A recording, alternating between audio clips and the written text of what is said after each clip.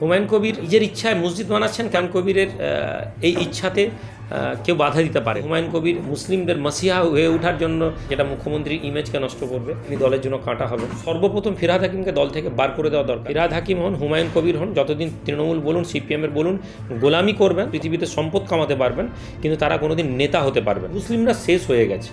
ওই প্যাটিসওয়ালার পক্ষে মুসলিমরা যতটা বলেছেন তার থেকে অনেক বেশি হিন্দু মানুষের এর প্রতিবাদ করেছে। ভালো হিন্দু মানুষকে এটাকে ভালোভাবে নেননি। ধর্মের ভিত্তিতে এমন একটা রাজনৈতিক দল আসুক, এটা কেউ চান। মুসলিমদের কামব্যাক করার কোনো জায়গা নেই কোনো রাজনৈতিক দলের মাধ্যম থেকে। সিপিএম 34 বছরে 10%কে 2%-এর নামিয়ে দিই। কংগ্রেস চায় না যে রাহুল গান্ধীর পাশে কোনো টুপিওয়ালা লোকের এই জন্য ছবি উঠুক যে বিজেপি সেটাকে ব্যবহার করে মোল্লা তুসুন বলবে। মুসলিমরা যতটা প্রবলেমে আছে, ঠিক দলিতদেরও একটা বৃহত্তর অংশ সেম প্রবলেমে আছে। লড়াইটা হচ্ছে পিছিয়ে পড়া লোকেদের অধিকারের পক্ষে।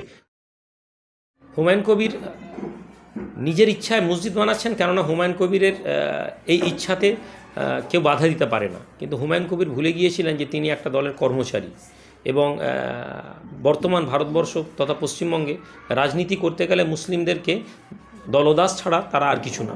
ফলে যতক্ষণ মুখ্যমন্ত্রীর ফেভারে তিনি কাজ করছিলেন ততক্ষণ তিনি ভালো ছিলেন।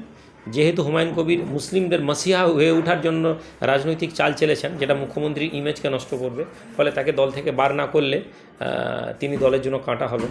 এই হিসাবটা তো খুব সহজ।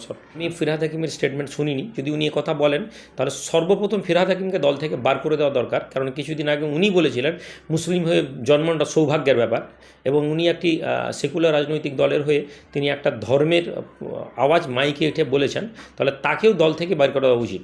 কিন্তু বাস্তব সত্য, ফিরহাদ হাকিম হন, হুমায়ুন কবির হন, যতদিন তৃণমূল বলুন, সিপিএমের বলুন, গোলামি করবেন, ততদিন তারা অর্থ পাবেন, তারা পৃথিবীতে সম্পদ কামাতে পারবেন, কিন্তু তারা কোনোদিন নেতা হতে পারবেন না। খুব জঘন্য বিষয়। ভালো হিন্দু মানুষকেও এটাকে ভালোভাবে নেননি। এবং আমি যদি খুব ভুল না বলি, এই একটা বিজেপির জন্য এটা একটা টার্নিং পয়েন্ট।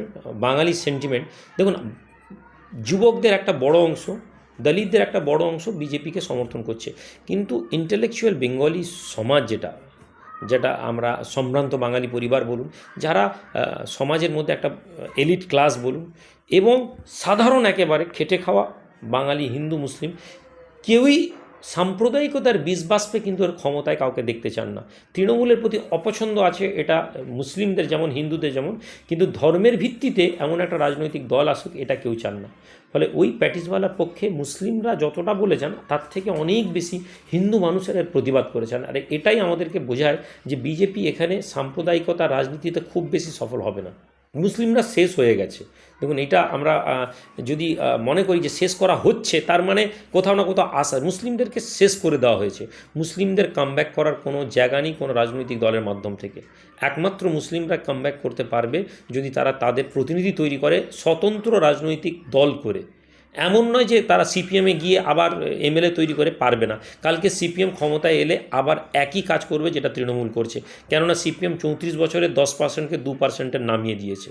রাহুল গান্ধীর পাশে একজন মুসলিম নেতা এসে ফুল দিতে গেলে তার বডিগার্ড তাকে ধাক্কা মেরে সরিয়ে দেয়, কেননা কংগ্রেস চায় না যে রাহুল গান্ধীর পাশে কোনো টুপিওয়ালা লোকের এই জন্য ছবি উঠুক যে বিজেপি সেটাকে ব্যবহার করে মোল্লা তুসুন বলবে। তাহলে সমস্ত প্রথম শ্রেণীর রাজনৈতিক দল হিন্দু ভোটকে তোষণ করে হিন্দু ভোট কালেক্ট করার জন্য ব্যস্ত। ফলে মুসলিমরা এই জায়গায় দাঁড়িয়ে তাদের ভোট কালেক্ট করে যদি এক জায়গায় ফেলতে না পারে, তাহলে তারা আগামীতে শুধু ভোটাধিকার হারাবে তা নয়, এবং তারা মাথা তুলে বাঁচতে পারা তাদের জন্য খুব সমস্যা হয়ে যাবে। আমরা পলিসি নিয়ে আমরা এগোচ্ছি। 2026-এর আগে আমরা চেষ্টা করব যে কলকাতায় প্রেস কনফারেন্স করে আমাদের পার্টির নামটা ঘোষণা করার, এবং সেটা ঘোষণা হয়ে গেলে সফলতা কতটা হবে না হবে আমরা দেখতে পাবো। লড়াইটা কারো বিরুদ্ধে নয়, বরং লড়াইটা হচ্ছে সংখ্যালঘুদের অধিকারের পক্ষে, পিছিয়ে পড়া লোকেদের অধিকারের পক্ষে। মুসলিমরা যতটা প্রবলেমে আছে, ঠিক দলিতদেরও একটা বৃহত্তর অংশ সেম প্রবলেমে আছে। আমরা দলিতদের প্রবলেম নিয়ে ডিসকাস করি না বলে জানি না, এবং সেমভাবে দলিতদের কোনো লিডার তৈরি করতে দেওয়া হয়নি।